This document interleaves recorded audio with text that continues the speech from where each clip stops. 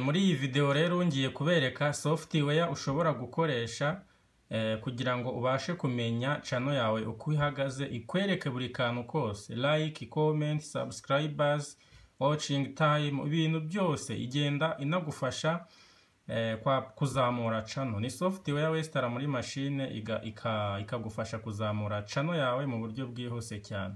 Ese iyo software ni iyihe? Mbere na mbere ufungura browser ufungura browser ukaza muri browser hano ukandikamo ijambo VDIQ, uraribonera ijambo ngiri hano ukarikandaho, ryaje wamara kurikandaho ukajya hano handitse VIDQ's extension for YouTube Chrome. Nuko kuvuga ngo iyi software, iyi app uba ugiye kuyestara muri Google Chrome, uhita ukanda iriya nteruro yose, hageta haza ahantu handitse ngo install Chrome extension. Uba ugiye no kuvuga ngo uba ugiye kuyestara muri Chrome, ukandaho, uyikandaho, wamara kuyikandaho basi urabona ko ifungutse. Iyi ni software igufasha kuzamura channel yawe mu buryo bwihuse. Urabona hano kubera ngabwe nyifitemo handitse ngo remove to Chrome. Reka mbe nyikuyemo kugira ngo tuze kongera tugire ibiki tuyishyire. No kuvuga ngo ubu ngubu nayinyifitemo ariko nabanje kuyisiba kugira ngo nongere nyestaremo, mwereke ukuntu wakestaremo in application ikakuzamurira channel ndetse ikagikwereka uko channel yawe igenda yimprovinga umunsi ku wundi. Reka nkande hano handitse install Chrome extension.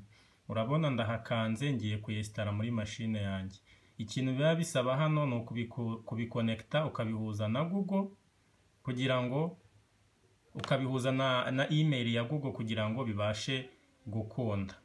Iyi software nagira ngo mbwira ngo ifite umutekano wizewe, ikorana na YouTube, nta kibazo ushobora kugira. Noneho urabona handitse add to Chrome, urahakanda, ubwo ubugiye kuyishyira hehe muri Chrome.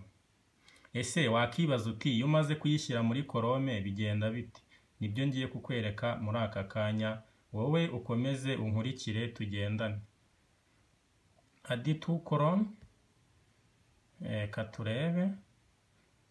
katurebe kijyaho add extension,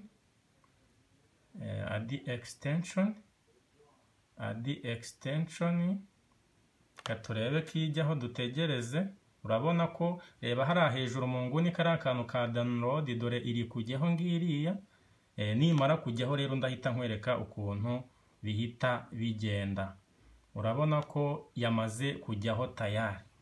Uraje rero urebe impinduka z'iyi application, aba content creator, aba YouTube creator benshi barayikoresha. Tayari yamaze kugeramo, reka ifunguke neza.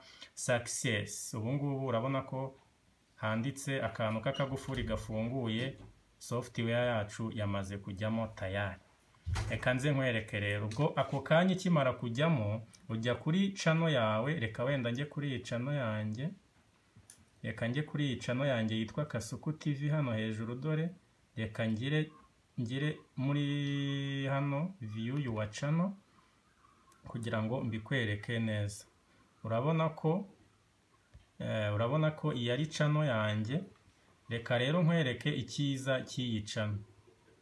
Urabona nk'iyi video ndayifunguye, iyi video ndayifunguye nkuko tubikesha urubuga Eric. Urabona reka mbe nkizemo agapoze gatoya hano.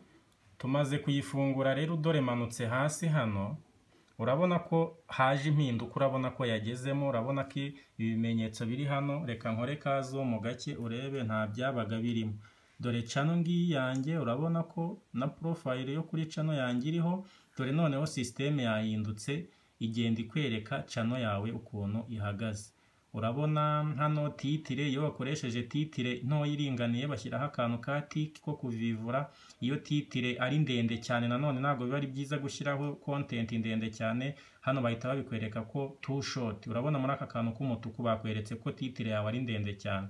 Utu twose rero uba ugomba kudukontorora, ariko cyane cyane kuri thumbnail hano iyo bakavivuye thumbnail iba ari sawa, ariko iyo haje hagakato ushatse thumbnail yawe wayikosora, kuko thumbnail ni imwe ituma ikurura abantu bakareba video yawe. Dore uramanuka hano igahita ikwereka channel yawe igihugu iherereyemo. Urabona ko hano channel yanjye iherereye muri Amerika. Dore aba subscribers, dore views, nako aba subscribers maze kubona mu minsi 30. Total views hano wenda biterwa nuko ino software iri gukora, ubundi hari ubwo bakwereka total views zose ufite. Dore ihita ikwereka channel. Icyo ngamije rero kizajya kigufasha gukontorora channel yawe yifashishije iyi software ni iyi. Ukanda hano kuri channel yawe ukajya muri YouTube Studio. Urabona ko YouTube Studio irafungutse. Ukajya muri YouTube Studio, reka turindire gatoya turebe. Dore irafungutse. Aha, urabona noneho reka tumanuke hano kuri iyi liste hano nkwereka akantu k'ubwenge. Reka tumanuke. Urabona ko hajemo izindi content nyinshi zazanye n'iriya application. Urabona competitors, trends, most viewed, ibintu nk'ibyo. Ushaka kumenya byinshi wagenda ukanda kuri buri kantu ukamenya. Noneho reka tujye hano handitse achievement. Iyo ukanze hariya handitse achievement, channel ihita ikwereka ibintu byose bigize channel yawe. Reka iyi ngiyi tuyihorere kuko ntarabikonekta. Reka wenda mfungure indi channel yanjye ku ruhande kugira ngo mbashe kubikwereka neza. Reka tujye hano handitse switch account.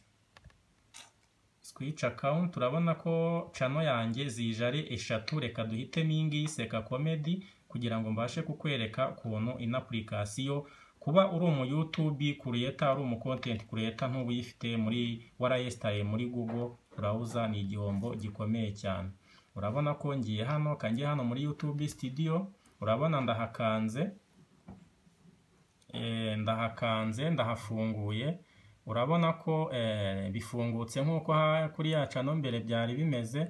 Reka manuke gatoya tujye handi handitse achievement. Izi sign zose, achievement, channel audit, most viewed, trends, ibi byose bizana n'iri application. Utarayinstara muri browser yawe cyangwa Google Chrome nta kintu ushobora kubona. Noneho tujye hano noneho handitse achievement.